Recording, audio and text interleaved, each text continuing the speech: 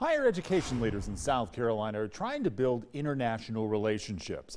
State Commission on Higher Education and representatives from Taiwan signed a historic agreement this week. Our Jason Raven tells us more.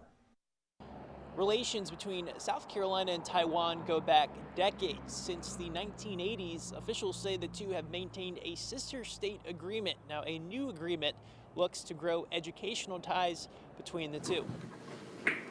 Putting pen to paper to mark a historic agreement. Taiwan needs friends from anywhere. The South Carolina Commission on Higher Education and Taiwanese foreign affairs officials signed a memorandum of understanding earlier this week. Now, the agreement lays out a path for collaboration for educational programs, and officials say will increase opportunities for both students in South Carolina and Taiwan. And we also like to see more English teachers from here to teach English in Taiwan, because Taiwan would like to become the bilingual country by 2030. So we need a lot more English teacher, and vice versa. We hope we send more Mandarin teacher teaching Chinese in your state in the future.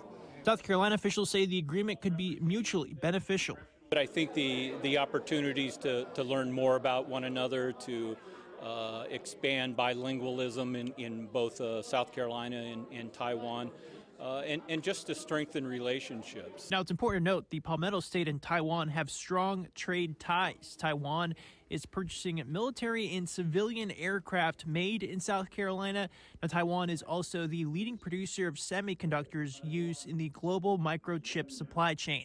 We really like to see that South Carolina government can provide more incentives for Taiwanese advanced chip companies to invest in South Carolina. Now, South Carolina is the fourth state to sign an agreement like this since 2020, when the U.S. and Taiwan established a federal education initiative.